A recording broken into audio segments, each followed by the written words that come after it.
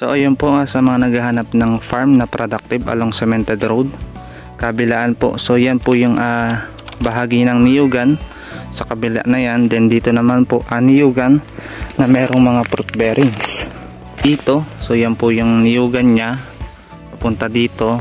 Then ito po yung road niya, may linya ng kuryente. Yan, kabilaan po ito. So dito nga lang yung malaking bahagi po niya. And yan po, dito yung bahagi naman niya na may magandang niyog po, idikit ng barangay road, cemented road.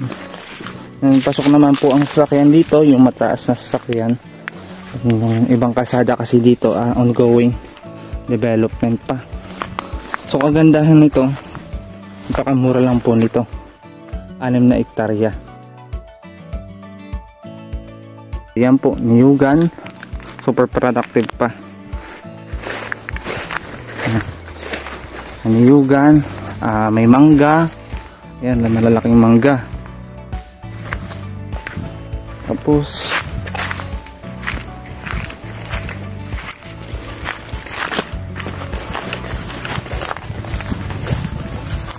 ito, sukin natin. May linya naman dito ng kuryente. Tapos meron din dito source ng tubig. Unlimited nga daw po yun, na hindi naiigahan.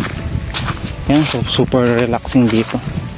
Ang lamig, ang dami paliwasa, marami nga pong mga puno.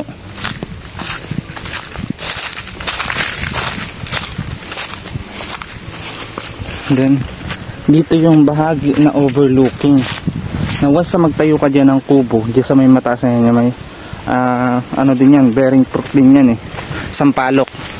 So dyan sa bahagi yan, yung parang mataas, overlooking na yung kataasan na yan, yung mga paligid niyan. Pinakagandahan nito.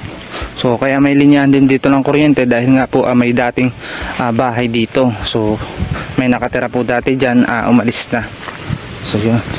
So walang problema ito sa sa pag-aalaga dahil may source tayo ng kuryente along the road. The same time may source tayo ng tubig.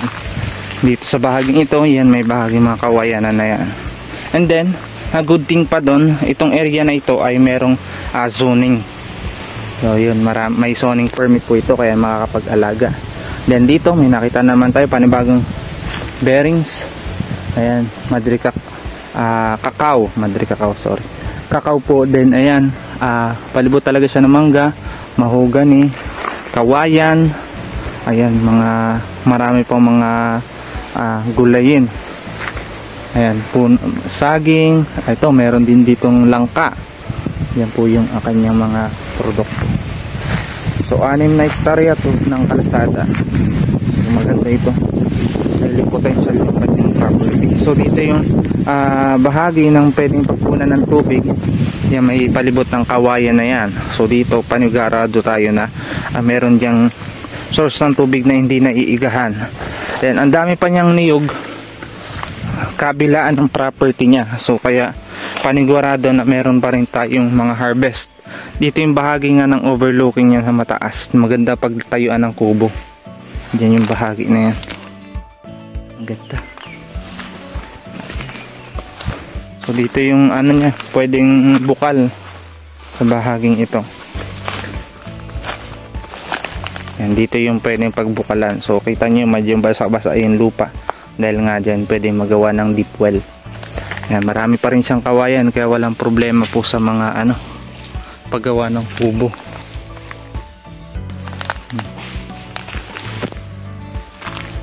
So na ito po yung sinasabi ko po, dito sa mismong property po meron siyang sapa. Maganda So ito, kabilaan pa ito ng property. Wow, ganda. Yan po yung source ng tubig niya, na unlimited po yan. Po. Yan po yung agos niya. Dito po, ganda ng area niya. Meron kayong ng tubig. Dito po.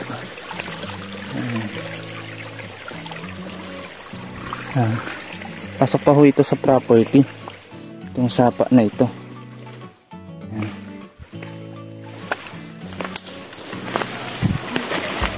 Ito. Ang daming kawayan, no? Hindi magawa na ng kubo. Yan. Along the road. So dito, pwede dito magawa na ng kubo. Bahaging ito, pantay. Yun yan, palibot ng sapa.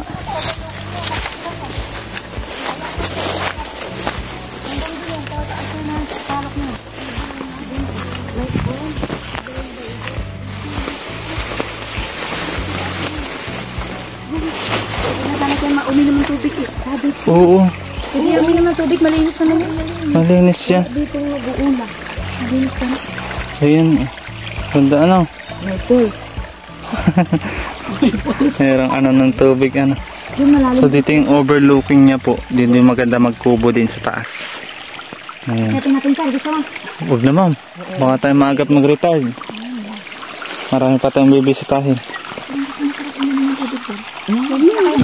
Kung nagustuhan niyo po itong property ito, i-message niyo lamang po ako sa aking number.